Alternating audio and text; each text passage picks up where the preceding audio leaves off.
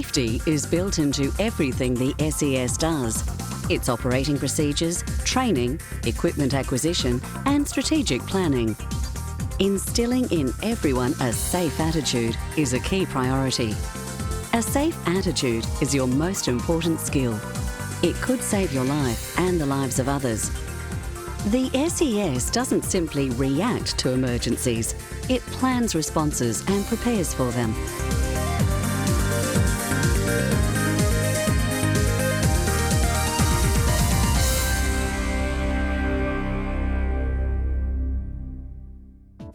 Safety doesn't just happen.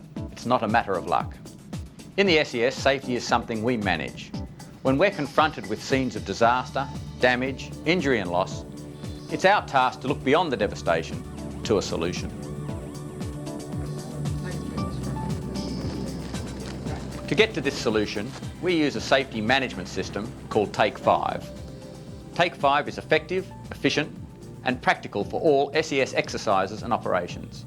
It means taking the time to look at a situation, think through tasks, identify hazards, assess and control risks, then continuously monitor what's happening. Over the next few minutes, you'll learn about Take 5 and see it working. Typically, SES teams already perform with the highest regard for safety. All our training and operations have two parameters as their foundation. Is it safe and does it work? We strive hard to ensure the safety of our members and the public. No one wants to see one of our team members or one of our clients getting hurt as a result of training or operations. Take 5 formalises this ideal. It's not a theoretical concept, it's a real-world working system. Some might call it best practice, but I think it's just a really good habit. We all use the DRABC action plan in first aid. Take 5 is its equivalent in safety. In step 1 of Take 5, look and observe. Take a big picture view of what is in front of you. What kind of operation is it? Does it involve injuries? What is the extent of the operation? In step 2, think through the task. What has to be done? What resources are needed? If there are a number of tasks, what are the priorities? Then, keeping in mind step 1, what you can see, and step 2, what you plan to do, move forward to step 3, identify hazards. Look for obvious hazards such as structural damage. Hazard on the roof, obviously. We've got the tree down. It may have compromised the structural stability, so we're looking for instability here. Anticipate hazards which might be hidden or not easily noticeable. There'll be phone lines coming down through there. What's down here? I've got electricity main over here as well. Electricity main. Ask questions. Remember, local knowledge is vital. If a property owner or tenant is on site, they could provide valuable information, such as the location of gas shut-off valves, electrical switch boxes or water mains. Report any hazard or situation you think may conceal a potential hazard to your team leader. No hazard is too small to report. A small hazard can magnify into a larger, more serious hazard very quickly. A live electricity cable lying over a roof poses a direct threat and will delay temporary repairs.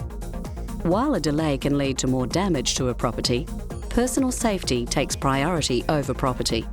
Always.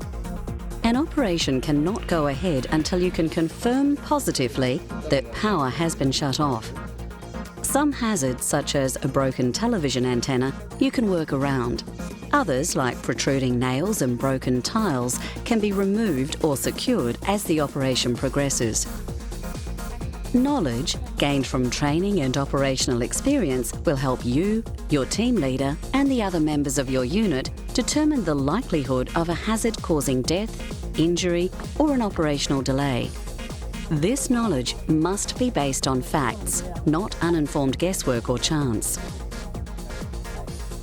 In step 4, we assess the level of risk associated with any hazards and control or eliminate those risks. This process starts with a risk assessment. A risk assessment is based on information, observation, experience, common sense and patience. Always think before you act. Decisions made during a risk assessment might be as simple as changing the access point onto a roof or removing dangerous branches before clearing away other debris. Or they may be as complex as requesting assistance from other SES units or agencies such as fire brigades, councils, the RTA or utility companies. A risk assessment is carried out by your team leader in close consultation with every member of the team. Each person contributes what they know and offers suggestions. Prioritising risks and working out how to control them are key elements of your operational plan, helping you decide what equipment you'll need and how to allocate resources and tasks. The final step, Step 5, is to monitor the situation. Keep an eye on everything you have done, are doing and plan to do. As you work, you must continue to eliminate hazards, manage risks and protect yourself and other members of your team and the people you're helping from harm. Many hazards are obvious. Slippery rooftops, a swollen river full of snags and flood debris, driving on icy roads, fallen power lines or petrol leaking from a crashed car. These are good examples. But there are hidden hazards too, more subtle ones. A member of your unit might be fatigued or tired, or you might feel weak after recovering from an illness and not be able to perform an important task safely. It's these not so obvious hazards and the risks inherent in them that make your inbuilt, constant, risk-aware attitude so vital to your safety and the safety of others. So apply all 5 steps of Take 5 to yourself personally, as well as to training exercises and operational tasks. Safety management doesn't stop at the initial risk assessment, it's ongoing. New hazards may be discovered, presenting risks which need to be assessed and controlled. These hazards and risks may have implications for the whole team, so they must be reported. Everyone must work from the same knowledge base. Okay guys, we've had a look around at the potential hazards. Avoid rushing in. SES operations mostly involve protecting property, and no property is worth the risk of injury. So stop and think. Then deal with a task effectively when you can, or refer it to your team leader if necessary. The leader understands what's going on at any time during an operation or a training exercise. So if you have a concern about safety, tell your team leader right away. Thanks. For an operation or training exercise to run smoothly and safely, everyone needs to know what's happening.